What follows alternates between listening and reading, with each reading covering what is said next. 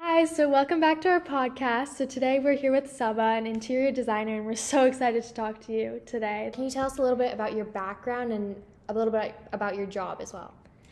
So I came to interior design through a pretty circuitous route. I started in studying design in India, and I did textile design as my primary education. After having done that for a couple of years, I ended up working in the textile industry in India, moved countries, and then decided to continue my educational journey more to update my skills because I felt like some of the textile skills were not applicable to living in a different country. And so moving here, I ended up doing fashion design. That was what I did for 12, 13 years of my career. And then when I had my children, I realized that I needed to take a step back from that career path, and we were building our own house. And suddenly I realized that a lot of the skills that I had learned at design school were very applicable to this new form of creativity, and I decided to pursue that. I live in a community that's really supportive, and having had a house that was immediately published brought a lot of friends that were interested and wanted me to help on projects and homes. And then I ended up looking at my husband at the end of a year and said, well, I have 8 clients. It looks like I have a business. And that's when I decided to put a name on the door and get started in a more official capacity. Yeah, very cool. And you said you grew up in India. Where in India did you grow up? I grew up in Bangalore. Actually, Bangalore is kind of an interesting city at that time because we had a lot of tech starting up, and also that led to creative programs. And the school that I went to actually had just been in existence maybe 2 years before I joined, and now is one of the better design schools in the country. But it does allow for a little interesting intersection of art, design, and creativity with tech and other concepts that are more Western at that time, trying to do design in, I don't want to say, but in the early 2000s. Wow, that's really cool. And so would you say your high school experience and your college experience in India had a big impact on what you're doing now and what you decided to pursue? I think that in doing high school in India, design was never really a path that right. we were, that was part of our conversation. It was you pursue arts or science or commerce, which was like business. For me, it was really, oh, you're good at science, you should pursue it. Just because you're good at something, or you score, good at means you score reasonably well at school. That was the expectation. And I came from a business family, so that was like obviously the second step. And wanting to pursue a creative arts education in the late 90s, early 2000s was kind of too far for my parents to actually think of it as a career. My parents looked at it as, would that mean that you'd be a starving artist and be a painter? And like that was their understanding of what creative arts and a career in creative arts could look like.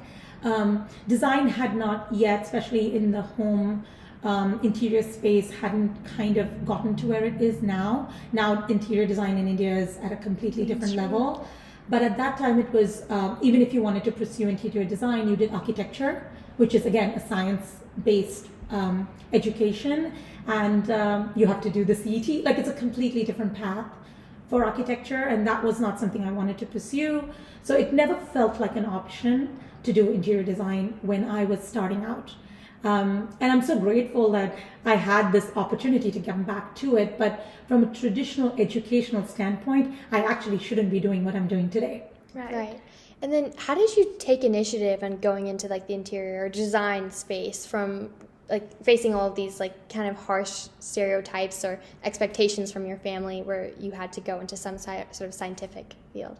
I think for me, I actually told my parents that I will continue to do, I did college, and in those 2 years I actually studied commerce. So I promised them that I would get to a point where I was able to switch back and get back my career if I ever chose to decide to go back to a different job, a more traditional job. But when I started out in design, it just happened to be a time where there was enough transition happening in the community at large. We actually had, in my design school, we had a lab that used to work with MIT, and it used to be called the Design Labs, and we used to have IDEO here would come and do programs for us. So it was kind of one of those little avant-garde little schools that allowed for my parents to see other paths and other careers and other options. There was an exposure that was different, and I think that that did help to see people who were able to actually pursue. I remember the first time we had IDEO come to school in India, and they were talking about how they solved design problems as larger life problems, right? So they were the ones who kind of built the first mouse for Apple, or the first computer that was the colorful, pretty, kind of the intersection of technology and design. And having that kind of exposure, and when we used to have those kind of programs, it did help my parents see, oh, there could be a real job in the creative space that would not, I think for them it was just the fear of their child not being able to make a living doing what she's wanting to pursue. It wasn't that they wanted to not let me follow my passion or whatever, but Indian parents in general are more practical, and they're like, as long as you can follow your passion, as long as you know that there is a path to make a living, and all of that good stuff. So I think that was an interesting transition time in general, in the larger atmosphere that I was growing up in. But also, I think once I moved countries, and my husband is very supportive of to him it was, he had already lived abroad for many, many years at that time, and he's very supportive about whatever I wanted to pursue. So it's like, oh, I think you should go back to school. At least you'll make friends. What do you do? So it was kind of that intersection of I got married early and I was already here, and it helped trajectory-wise shift that journey. On the entrepreneurial side, I've always been an entrepreneur. I've always kind of run my own little home-based businesses right from when I was 18. So it was not something that was foreign to me, and not finding a path that felt exactly right for me to have the life and work balance that I wanted. I always knew I would run my own firm, and that was kind of what I followed. Yeah, that's great. Yeah. And so what would you say, so you said after you graduated college, you started working in the textile industry and fashion? Mm-hmm. Yes. So what was your experience like doing that? I think the textile industry in India was so hands-on. Like, you actually literally sit on the floor with the karigars and weave and knit, and it's really a very hands-on design experience. And I think that's what happened. Like, the first time I moved out of India and I moved to the UK, I kind of looked at it and I was like, I don't know how to translate what's happening in my head without having that translation going through a karigar, because that was my language. That was how I was like, oh, I understand the weave on my drawing, but then I translated and somebody else actually did it. I didn't actually pick up like how you pursue design or art here, where really you're doing it, right? Like, you actually learn how to pick up a paintbrush and paint. Over there, you're kind of like telling the karigar what to do, and they're translating, right? So I think that skill set didn't naturally translate, and I think that's why I went back to school to hone my skills, to kind of create that communication bridge. In some ways, and I think that was a completely different time. We actually supported a lot of big firms, and I had the opportunity to go to fashion shows for the Queen and Oscar de la Renta and those kind of, because we used to do all of their back-end textiles in India. So we ended up having a lot of high-end exposure, which kind of led me into that fashion path. I was like, oh, I can kind of look at this and put it together on clothing, and now I have something to sell. Because when you're in textile, it's a little bit harder to find an end user, whereas fashion was a product that I could now find an end user. So it kind of was, that was the transfer of learning that I had to do to pursue this career in a new geography. Going back a little bit to like your childhood and growing up, how did you know that you wanted to pursue something so creative? Like, were you a very creative child? I know you said that you were pretty good at science as well, right? But what kind of made like art, more artistic endeavors appeal to you? I was always artistic. I was a dancer. Like I pursued a lot of creative pursuits through my childhood. When this is a very funny story. When I was maybe 15 or 16 years old, there was a nail polish brand that had just launched in India called L18, and they had done a nationwide competition to create a new color. And for whatever reason, I was selected, and my color was actually produced as part of this nail polish line. So it kind of like at 15, I was like, look, I can actually take what I really love doing, which is something creative, and there is a commercial application for it. Lo and behold, that was not so easy to explain to my parents. But in my head, I was like, I love this, and I can actually do a job that could, imagine I could just be a nail polish designer. I could be a color designer. Like there was this world that opened up in my head. I was like, oh, there are people that just select colors for a living. There are people that just do color palettes for textiles. There was this sudden like opening of my mind that happened at that age. And they were very kind and took us to Paris, and they took us to their little atelier there, and I was hooked. I knew I needed to pursue something that was creative after that, and the path is not always so direct, especially when you come from a time that was not really where we are today. But it was interesting, and I enjoyed my round and round path that got me where I am. Yeah, that's very cool. The whole nail polish thing. Yeah. Wow, it's a really great opportunity. It was a funny thing that kind of like it just. I think it's hard when you're that young to be able to connect those dots of passion, interest, curiosity, and a commercial, and like kind of connecting those dots was really hard. But I think having somebody tell you that, hey, actually there is a path, and this is what it looks like, coming from a grown-up that was very successful and had this beautiful atelier in Paris, I was like, oh, I could do that. Also, there was naivety of being a child and thinking, yeah, I could do that. But it did give me the courage to follow something that I was not exactly seeing as an example where I was growing up in my culture, in my home. Wow, yeah, very, very interesting. So talking more about your interior design, so you grew up in India and you had experience in fashion, and I know like these days like a lot of top companies like they like Indian fabrics or design. So, and I'm looking around your beautiful studio here, like do you incorporate some of the stuff you learned in fashion in your designs? Oh, for sure. I think that the stuff that I realized very quickly was that design is kind of like a language. And if you speak the language, the medium is very applicable in many different ways.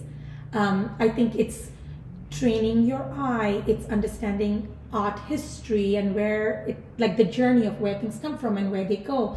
Larger concepts of color, balance, scale, those kind of things that it doesn't matter finally what the product or the outcome is, but the language is kind of becomes embedded in the way you think. And I think that design is always about fixing the function with the form or the beauty, but also how can it be functional and how can people actually use it on a day-to-day. And whether that's clothing or whether it's spaces, I think that doesn't shift because it's part of the human experience and how people interact with whatever product you're trying to put out. But I think the larger concepts of design remain consistent. It's not medium specific. So about like your day-to-day job, would you be able to tell us like the best part of your job and then also kind of, I don't want to say the worst part. Most challenging part, yeah. The best part of my job is that I get to come to a space where I work with people that I love and are part of my life in so many significant ways. And I get to be part of a team that is always a whole rather than solo. My name might be on the door, but everybody in my team really is part of the journey as much as I am. We work hard, but we play hard, and we have a lot of fun together. And that's kind of the best part of it. And I think the best part of it are my clients.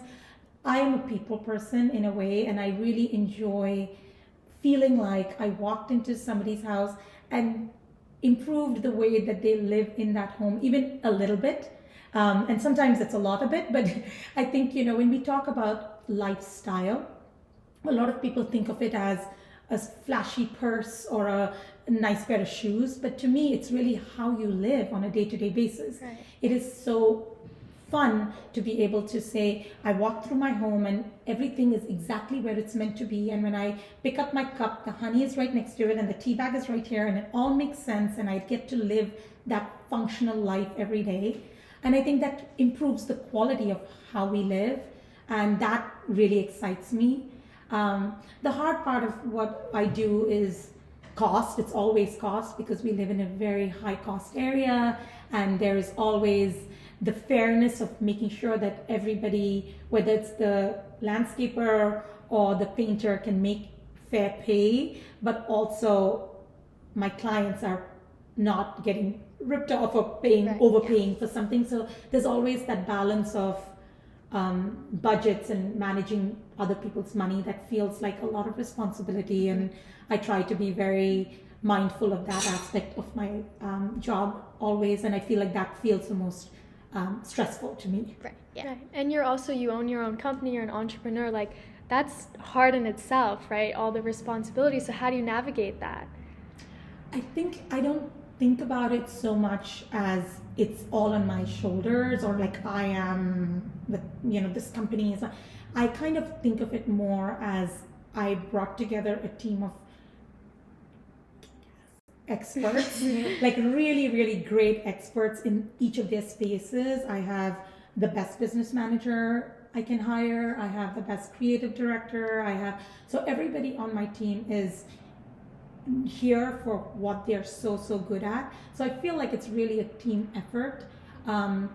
Of course, I do feel the pressure. Again, like I said, we live in a very high cost area, and running payroll and rent and all of those things add up. But I never feel like it's a burden. I think of it as a privilege of being able to pursue your passion. And I'm blessed that I have everybody around me that is awesome. Like everybody comes to work every day with a team first attitude, and we really live by that in our firm, and we really enjoy that. I feel like everybody's an expert in their own right, and I always tell my clients, it may be I'm the principal by my name on the door, but that doesn't mean that anybody on my team is junior or senior. Everybody is here because they're really, really experts at their space and run their space better than anybody else I know in that space. So that's good. We have a really interesting team dynamic. Yeah, that teamwork is always, I think that's definitely great, rather than having someone try to inflict their superiority on everybody else. But that's great that you guys work together. I think that's definitely at least for us in high school, that's how we get stuff done. Yeah. And just to kind of wrap things up, if you had to given the competitive nature of the Bay Area and how hard it is to succeed in creative careers, whether it be in the arts or creative arts, as in creative arts, or cinematic arts, or whatever it may be, what's one piece of advice you would give to high schoolers who are interested in pursuing similar fields? I think with the creative arts, it is always there is always this line between commercial arts and art, as in the most abstract form of it. And I think the numbers are always really scary when you think about musicians, actors, artists. So I think that for me, I chose a more commercial journey because I had other boxes that I wanted to check alongside being able to pursue a creative pursuit. I think that was practical for me. I think design is a more practical adaptation of a creative pursuit rather than a purely artistic pursuit, which I think, again, you might resonate with somebody and it might be an overnight success, but that struggle might be a lot longer and harder. But I do feel like there is a part of me that really does believe that there is a space for every story. There is a place for every journey. And I think sometimes don't feel disappointed because you feel like everybody around you is checking boxes and, getting that college, that particular college that you wanted to get into, somebody else got and you didn't, or the journey that you foresaw for yourself is not exactly the way that you want. I think there are lots of ways and lots of pathways to get to that final destination. Don't get impatient. Don't lose some of that juice and creativity that keeps you going. But also know that there might be a few compromises along the way, whereas like a more commercial pursuit while you are pursuing your larger dream, and that's okay too. Don't feel disheartened if there is some of that struggle, because I think creative pursuits are always like that. Even as a designer, I will tell you, when you open your doors and say, oh, I'm a designer, I'm ready to design, finding that first client who really trusts you to do something like that is a leap of faith. And once it happens, it'll happen again and again and again, and the ball starts rolling. But getting to that first is always the hardest part. And keeping your self-centered and keeping your journey, not comparing your journey to anybody else's, is, I think, the biggest piece of advice I'll give you. Because I think that you're going to get there. It might just not look like somebody else's journey. That's great. Thank you so much for speaking with us today. We loved having you. Yeah.